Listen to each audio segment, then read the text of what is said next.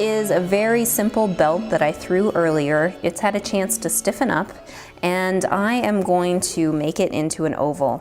So first, I'm gonna cut it off of the bat, and as I did that, when I got to the outer edge on the back side, I pulled through really gently so that I wouldn't distort the piece too much. I'll sandwich it between two bats and use those to flip the piece upside down. I'll gently peel the original bat off of the bottom.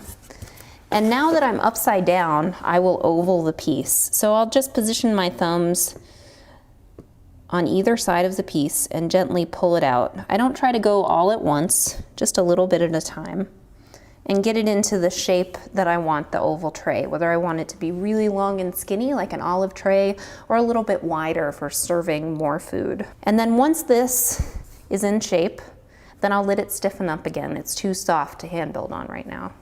This is the tray form that we cut off of the bat a little while ago. So now it is much stiffer than it was before, so that when I go to press the slab onto the bottom, the walls will be able to support the pressure. The first thing I'm going to do is I want this tray to be a little bit more elegant than just attaching a slab right onto the bottom.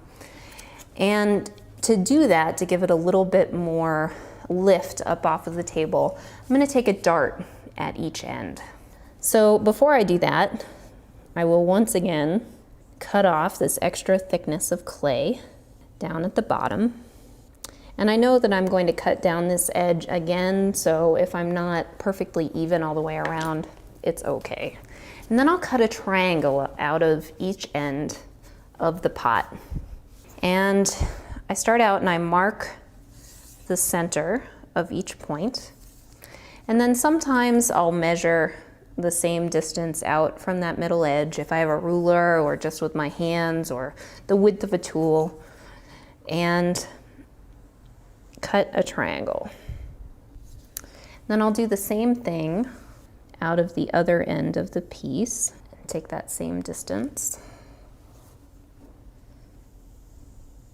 And then to check myself to make sure that I cut the same amount out of both sides, I can take the scrap piece from this end and fit it into the other end, and it should fill in the space. And it looks like my second cut was a little bit bigger than the first. So I'll go back in and remove just a little bit more material, and then that piece fits in.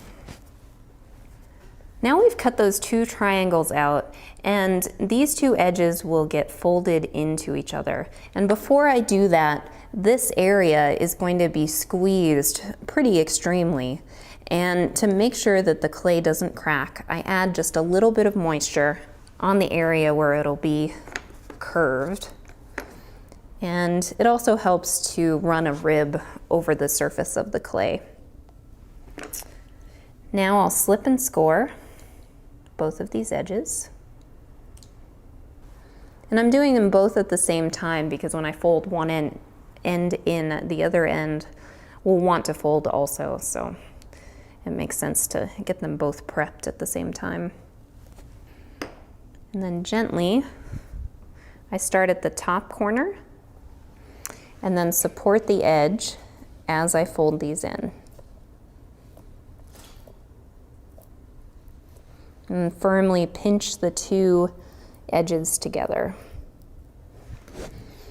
I go back along with a soft rib, and again, supporting from the inside, smooth the two parts together.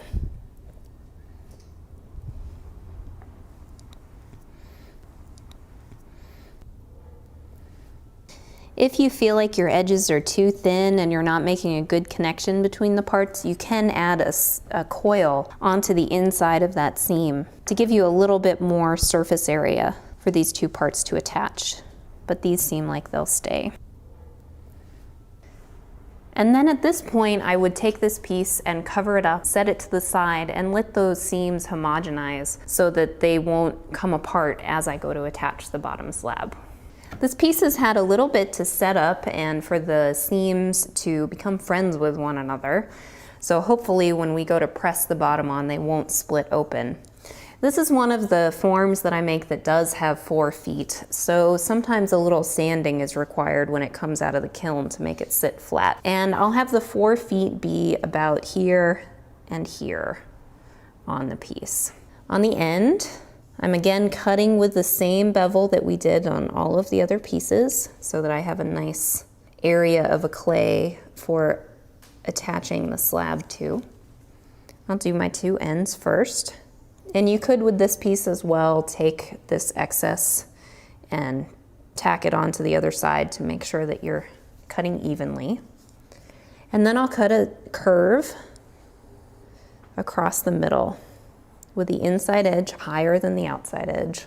And then I'm going to change the footprint of this piece just a little bit. I'll take the feet and pull them out slightly. This helps the piece to stand a little bit more sturdily. And now we're ready to attach the slab.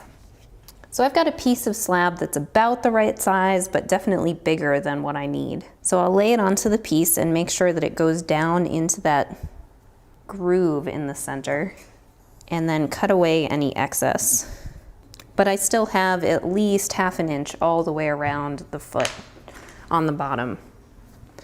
To get my scoring line, I'll gently press these 2 parts together all the way around the piece. And I'm accentuating the center so that I have definite 4 points for the feet to touch down. On this piece, since it is bilaterally symmetrical, I need to give myself a little register mark so I know how the pieces fit back together.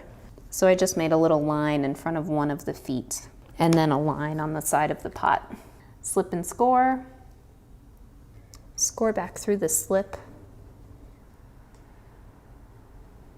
Then when I go to place this slab back on the piece, I'll use my indicator mark to make sure I'm putting the right sides together. If you measured and made your piece perfectly symmetrical, it wouldn't matter, but as you've probably noticed, I very rarely measure, so it's important to have that line to tell me how to put this back on.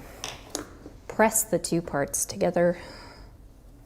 Since this piece is slightly larger, it's a good idea to sandwich it between 2 bats to flip it over. And you can see at this point that I have a little bit of rocking going on. Again, that's because it's got 4 feet instead of 3. But when I flip it over, those should settle down a little bit so that it'll sit flat, and it did. Along the inside edge, I'll take my soft paintbrush and smooth the 2 parts together.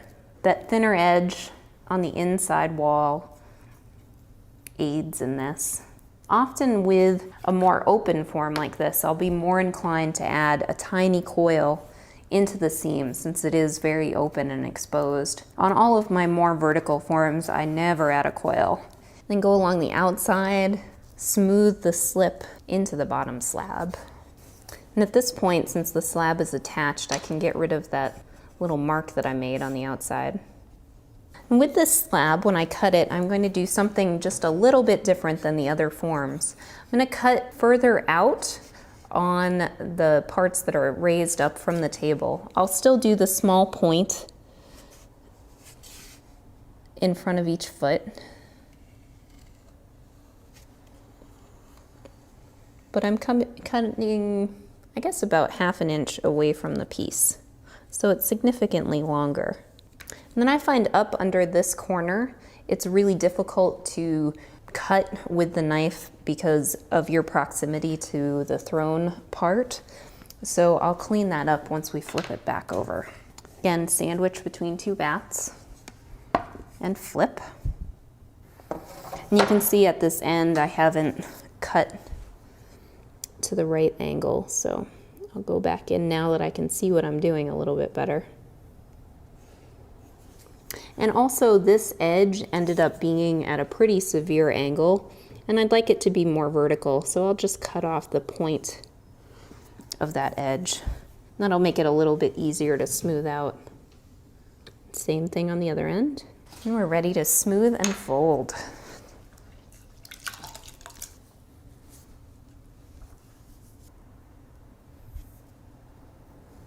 Now I'll start pressing this edge down And in the middle where I left that longer piece, rather than folding it all the way down, I'm gonna pull it away from the pot just a little bit. And it starts to become like another petal, another layer of curves on the pot. But I'll wait and do that when I flip the piece over. So as I attach, I'm mostly attaching up here towards the bottom of the pot and leaving this edge out away from the pot itself. Usually these long skinny pieces want to, when they're sandwiched, come in, but it's really easy to pull it back out again. And I won't flip this upside down again, so it'll stay open. Now you can see that this edge is pulled away from the pot, and I want to accentuate that. So I'll do the same thing that I do to my top lip and just start to pull it down and out. But make sure that the bottom of that petal is still attached to the pot, because of course if it pulls out, then the tray would leak, which would not be good. And I'll do the same thing on the other side. If I make even larger serving trays, sometimes I'll have multiple areas where the slab pulls away from the pot. Sometimes on fancy vases or on my butter box, I'll do this same detail. It's kind of a nice little accent. I tend not to do it on bowls or on mugs. It seems like for things like that, they get banged around a lot more. It's an area that could easily be chipped.